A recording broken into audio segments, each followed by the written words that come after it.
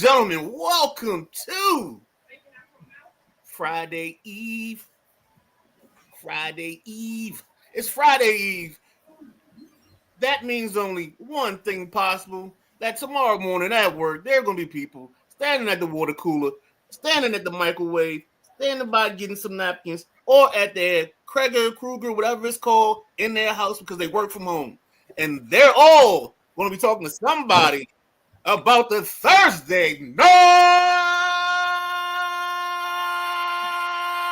Throwdown. Yeah. And with that being said, I'm the Midnight Rider. Ladies and gentlemen, I'm joined by my two favorite people to host sports shows with. Hey, Jack Carr. Yes, sir. I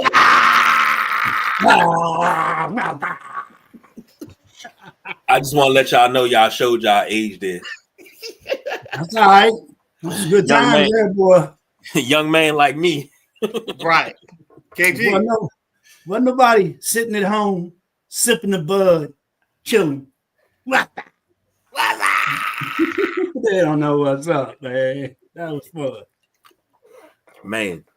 So, as always, I now turn the show over to the show's host, KG, the big guy.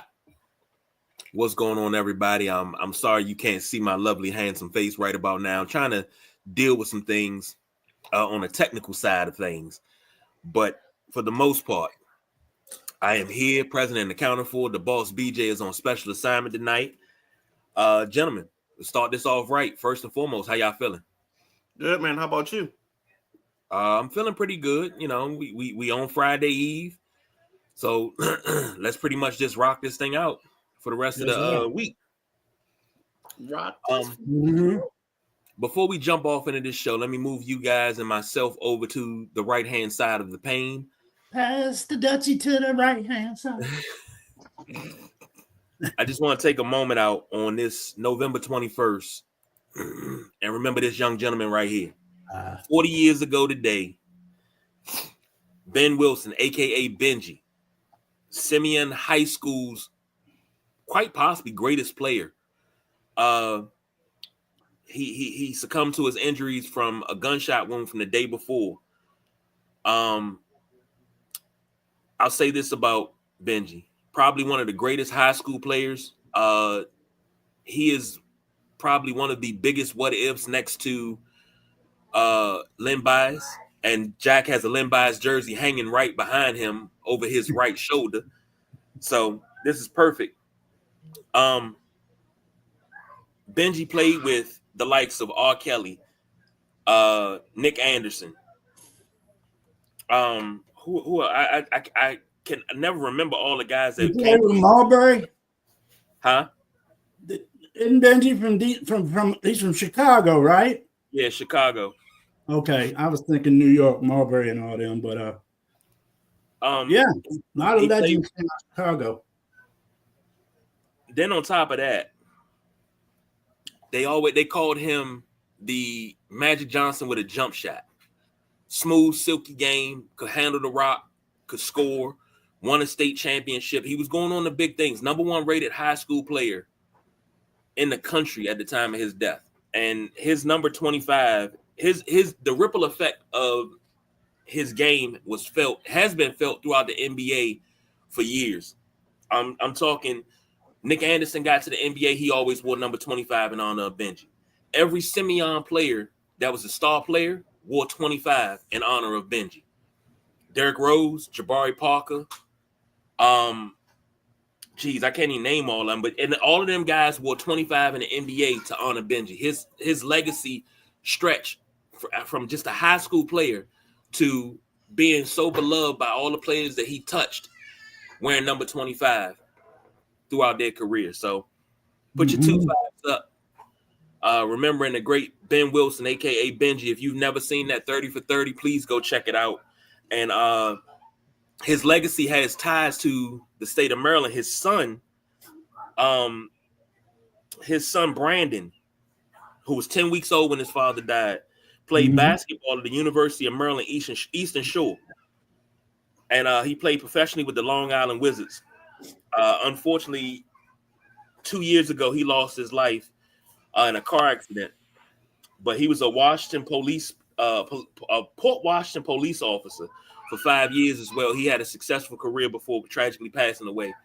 So, remembering the great Ben Wilson, aka Benji, today, 40 years, 40 years, the light got extinguished, and we still living in that realm of what if. And I'll tell you this is one of the ones that baffles me, and it hurts my heart to the core, because we didn't get to see how great of a person, player, and even how great of a dad he would have been. He never got the chance. So yeah, I remember this vividly, man. I mean, I was still in high school at that time. He died 3 years before Lenny did, I believe. Lenny died in 86. Yep. And this year, I was still in school for this. 86, I was out of school. But yeah, and that is, like you said, people don't mention Benji when they mention the what could have been. So yeah, that's a story I think it's awesome that we brought attention to today. Yes, sir. Now let's get into this show, because we got to go rapid fire. We got a few things to talk about, but most importantly, what we need to talk about, the college football playoff bracket. Now, we did better this week because the Midnight Rider set out for a task, and he said, this is what I want. I want the bracket. I got the bracket for you, Midnight Rider. Thank you, sir. Break it down for me. It's real simple. Your top four champs are your top four seeds. So right now we got Oregon, Texas, Miami, and Boise State have been hanging out in the 5 spot. It's now in the 4 spot. But you see that little bracket, they're ranked number 12. So this is where we're talking about teams going to get a higher seed, even though they're ranked lower in the thing. And that's all because of these automatics for the conference champions. Mm-hmm. So Oregon gets the winner of Notre Dame, Alabama, which would be a great game. Boise State gets the winner of BYU and Ohio State. BYU is holding on by a thread. I wouldn't be surprised if next week or the week after we see the Buffaloes in that spot. Texas gets the winner of Ole Miss, Indiana. Indiana's got a big game this weekend against Ohio State at the Ohio State. Georgia and Penn State would play, and the winner of that would get the University of Miami, the U. Another team holding on. Again, we got SMU and you got Clemson hanging around trying to make a fight. So that's pretty much your college bracket right now, guys. Any questions, just jump on the Facebook page, shoot it to us, and we'll answer any questions you have. Or if you're watching now, go in the comments. Well, you know, I do see some great matchups here if this is the way it lays out.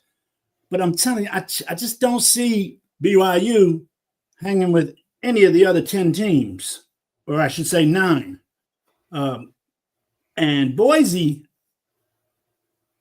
man, our guy's gonna have to have a big day rushing Mr. Gentry for Boise to hang with any of these top power teams. So I think they might just be doormats for these bigger power conference schools to just go through. Would it be, they got to be there, I reckon, because of their conference, but I bet there's a team or two that's going to not make it from the SEC that you would think are better teams in them 2 programs.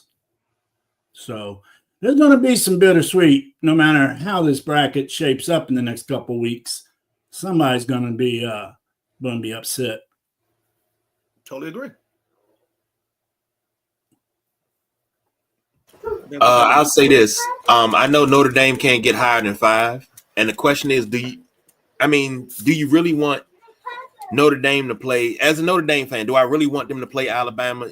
Kind of, sort of, because Alabama's not who they used to be, but I want Alabama at its full strength because I want payback for what happened in 2012. Well, yeah, you want to get up to that 5 spot so you don't have to play Oregon next. Yeah, but I think Notre Dame can actually beat Oregon because Oregon's a little shaky.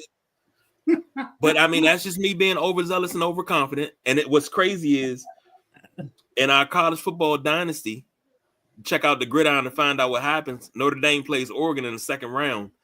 of the playoff tonight.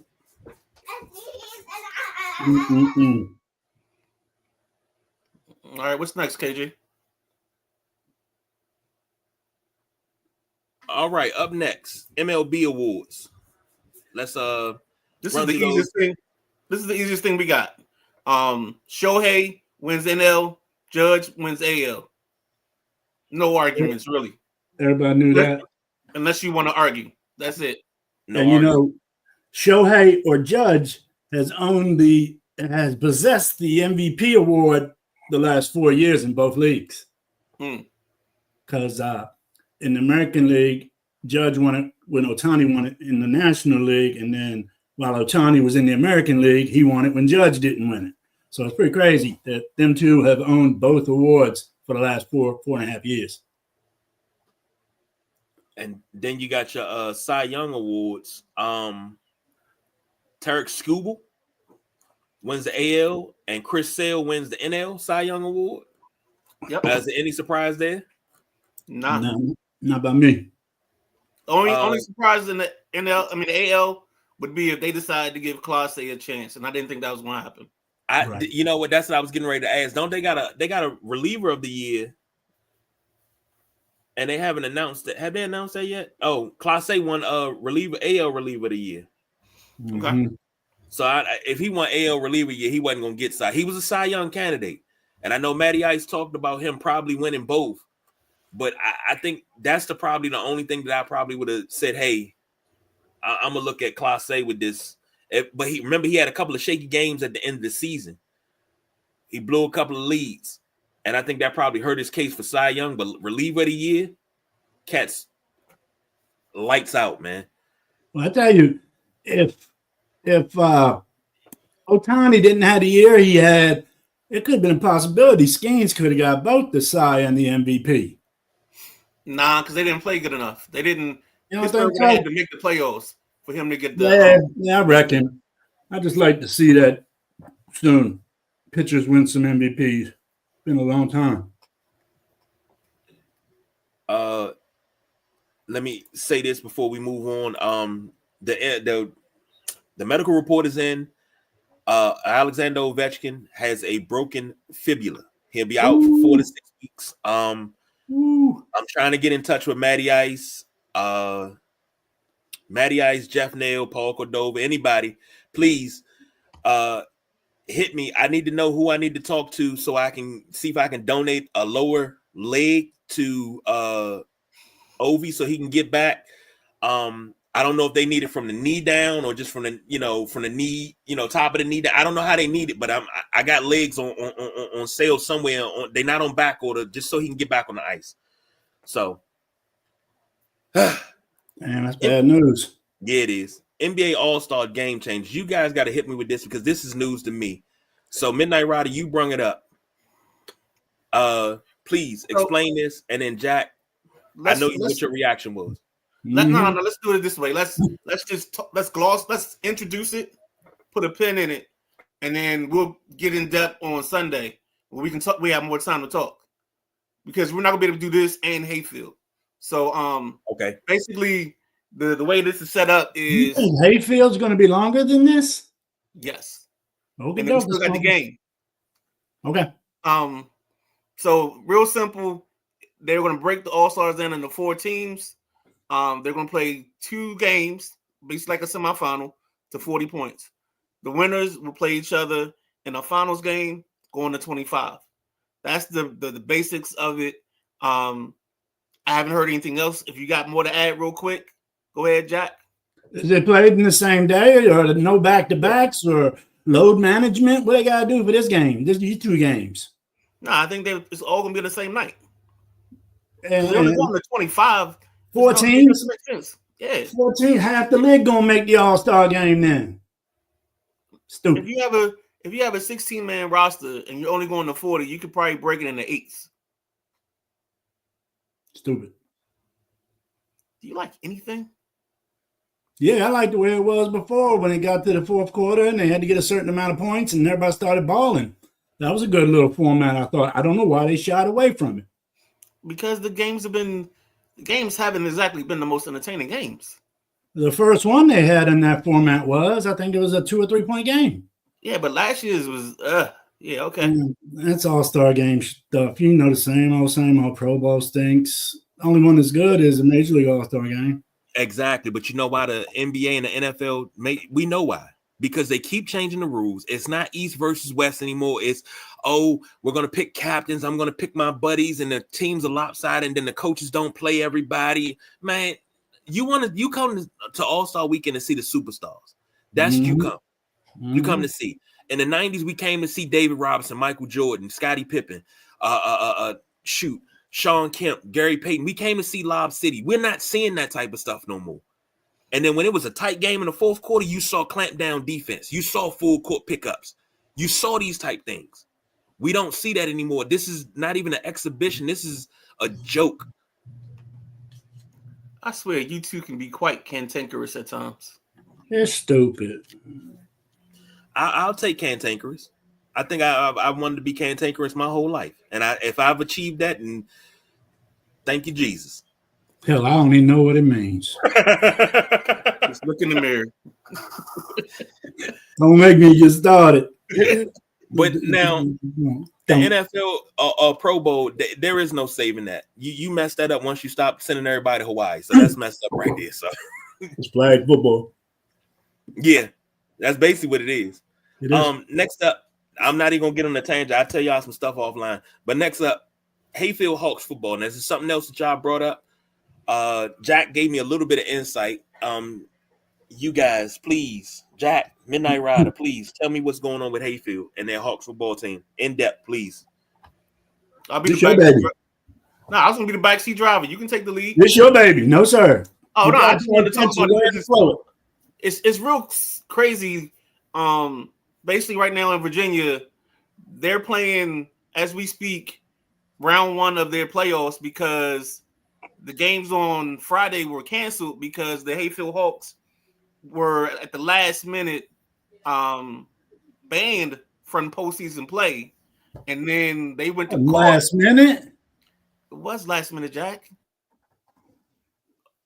The ban happened the week before the week of the last game, and then they got in on that Friday to stop the games. They had an injunction put in, and then got themselves basically on a technicality. They got the judge to overturn the ban, and then now everybody that was going to be playing 7:00 on Friday found out at 4 p.m. on Friday that the game that Hayfield is back in the mix. Now it doesn't matter that the school Robinson was 3-7. I mean, it's not like they deserve to be there, but they get kicked out. You add the Hayfield Hawks back to the top. The Hayfield Hawks, basically, their coach coached in Woodbridge. He transferred or got hired at Hayfield. He brought 34 kids with him to play football. And in Virginia, you have to play in the school in your district. Yeah, Coach Overton. Say that again? Coach Overton. Yeah. I've heard of the guy. But so basically the gist is he brought 30 some odd kids in the school. The school, outside of losing to I think it was Riverdale Baptist, they've scored 563 points. Their opponents have scored 13. It's been so bad that to the point the opponents, their last couple of opponents, just so the score wouldn't get ran up on them, basically they had a running clock, and the other team just took delayed game penalties to run the clock out. Well, I missed, Jack, take it from there. Have you said why they got sanctioned? I was going to let you go with it. I didn't hear that. So go ahead and say it. They got sanctioned for recruiting violations. I think he came over. This might be his first or second year at Haywood, and 14 other kids he tried to slide into the team and violated recruitment rules and was handed down a 2-year ban from playoffs, period. You break rules, you follow them. What's he got? He got somebody up in the judicial system where he can get a judge to come in and pardon his school and say, "Oh, y'all good, go play playoffs." How's that fair? The rest of the league is following the rules. He got sanctions for a reason. He got acting like they just took him out. the other thing the only thing that he has on this part of it is that they accepted them at first. They banned 9 kids at the beginning of the season. They allowed them to play their whole schedule, and then right before the last game, they would say they were banned from the postseason. Probably because there was 5 more kids on the team. They forgot to ban.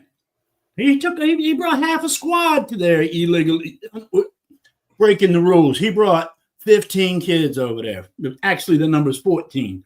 But if violations are handed down and suspensions are given, how do you go to a judge and get it changed? It makes me no sense. You got to follow your conference's rules.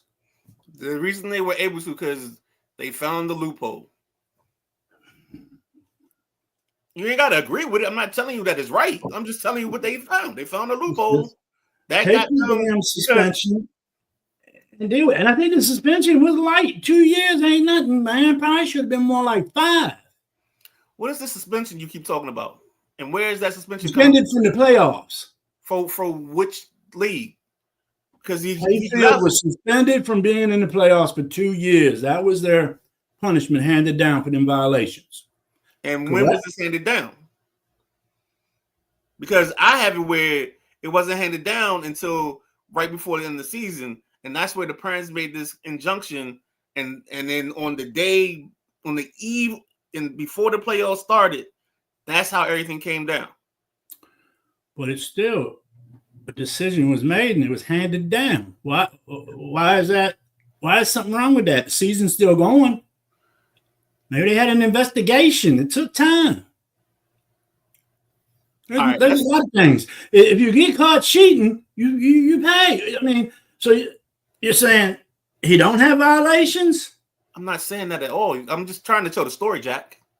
I'm not arguing with you anything. Oh, I thought you were saying it's all right for them to be in playoffs. No, I'm trying to get the story out so people know what's going on. So that's why I'm asking you questions, because if you have other information, then that's fine. But all I've heard today, some information on it. Yes, I did, and you got a lot. Yeah, that's my opinion on it. Then I thought you were. I'm not defending anything. What I was saying. So I would do like this. I will.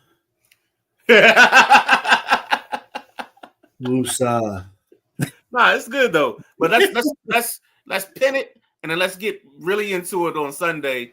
And let's dot some I's and cross some T's. Put some squiggly lines and some Q's, whatever else we got to do. Well, don't put too much on Sunday, because we still got a full plate of football to talk about on Sunday. Plus, we got college football. But don't forget, we got the Gridiron on Saturday, the Saturday Night WrestleManiacs on Saturday night, before you get to the Sunday Rise. So, and that's a holiday week. It's Dallas week. Let's get it. But tonight, kicking off the week, Browns versus Steelers. Steelers are 3.5-point favorites. Over under is 36.5. Gentlemen, Jack, Carr, take it away. Pittsburgh hot, man. They won 5 straight. And you know what Cleveland's doing? They laying eggs. I think they've lost 7 out of their last 8. Cleveland's 2-8. Yeah. Got some injuries on that offensive line for Cleveland. Their number 1 draft pick from 22, Jedrick Willis. He's out. I think he's the left tackle. I think Jameis Winston's going to be running from TJ Watt tonight, and the rest of got Hayward in the middle. I think Winston's going to be scrambling for his life, but he's got running backs like Chubb and Ford he can deal with and do some dump offs. He's also got that tight end Njoku, KG's guy. I think it's going to be a lot of short passing by Cleveland, because I don't think he's going to have time to set up and look for long routes. Pittsburgh, pair of cornerbacks out for them, so that's another plus for Jameson, hopefully, to be able to have some success. Russell Wilson's running. Najee Harris. I like Najee Harris out of the backfield as a receiver. Mike Williams need to get Mike Williams in the mix more, and I think they will now that he's been with the team for a minute. Man, I tell you, I'm sniffing Cleveland just finding something for some reason. It's a home game for Cleveland, and them fans gonna come out strong just because it's Pittsburgh. It don't matter what Cleveland's record is, so it's gonna be rocking there. I'm gonna pick an upset here. I'm gonna take Cleveland in the under. Cleveland in the under, man. I wouldn't be surprised to see a 17-10 game. You got to go for them sometime, big guy. I just know this. I know there's been some minor weather in the area. Snow's expected. Snow and rain. So we'll see how that plays out in this. Oh God, they have a boom box. You're 2-8. Sorry, random comment. Just what I think is, I think Pittsburgh should win this. But Jack did lay out a good path for them to win the ball game. If they can control the line of scrimmage with their run game, kind of punish Pittsburgh through the running game, and hopefully then they'll get some legs tired and they can maybe hit a couple passes here and there down the field, get them in some position. But I think this is a game where Jameis is going to Jameis. Yeah, so, it's going to be a pick. So I see the under hitting, but I think this is going to be more of like a 24-10. I think you get a touchdown from like Harris and Chubb, and I think Cleveland gets theirs early and then fade down the stretch. I love it. But this is going to come down to what happens in the trenches, because that wind, they say it's wind as well as a few snow flurries. It's not a massive dumping of powdery white goodness. It's not, we not on Scarface level right now. I was going to say, I hope they ain't got no cocaine falling from No. Tony's not saying it. He's not saying it, man. Give me that yo. Tony. Man. Give me that yayo. But we not. I might watch Scarface tonight. But we're not at that point. But I think the Steelers will win this with their run game. They'll win it going away. Give me the Steelers 21. The Browns 16. They'll cover the spread, but that is the what? That's the over. That's the over. Okay, that's the over. I can't count. That's that Bladensburg, man. Hey, you're like 0.5 over, baby. But I will say this: Jameis Winston throws for 350 yards. It's not gonna be. That's a tough one right there. That's a tough ask. Yeah, but it's gonna be like empty calories because he's gonna try his best and then they're gonna let him down. Kind of like the Bears let down Caleb Williams, where he can throw for a lot of yards, but it's empty calories. It's like drinking a light beer. It's like drinking a natty light or something of the sort, that's camel piss. It's like that. So, thank God we ain't trying to get Natty Light as a sponsor. Well, that just ruined it. But no. We're going Budweiser. Hey, let me say these two things before we go. One thing, it's crazy because I use Scarface as a relationship tool. I like to ask my wife, what do you give the woman that asks for nothing? And my answer is always the world, Chico, and everything in it. That's one thing that I like to tell my wife, is that, she don't ask for nothing, but she deserves everything. So, and second thing is Hubie Brown is retiring at the end of this season. He's going to do another game on ESPN. Don't know when. I'm a little heated about it because I think Hubie should be able to walk away when he's ready to walk away. He's still in his right mind. He still got sound body. He still sounds great on the broadcast. And the wealth of knowledge that he is, I don't like that he's kind of sort of being put out the pasture, even though he's 91. But at 91, he's still on, man. Come on, 91. I mean, you know how Midnight Rider knows how I feel about Hubie Brown. Because I spent many nights listening to Hubie Brown call games on Westwood One, whether it was college or pro. I listened to him, I listened to Dr. Jack Rams, and I listened to Big John Thompson. I already don't have 2 out of the 3. Those are called memories. Say what, Jack? They can just call memories, man. 91, it's time to walk off into the pasture, bro. Hey, when you do what you love, man. Love you, newbie. Damn. When you do what you love. I didn't know he was that old. Yeah. Pretty soon, I love what him and Doris Burke does games, but that's a different story. I'm not gonna get too far into that. But we got a game tonight, and we made it out at 8:10. So, ladies and gentlemen, boys and girls, thank you for joining us tonight. What's going on, Jack? You guys say, yeah, BJ, take that, boss, BJ. 31 minutes, man. Let's go. So for the gentleman, Jack, the Midnight Rider, the boss BJ's on special assignment. See you later, Meatloaf. We don't do no overtime, y'all. We are out of here.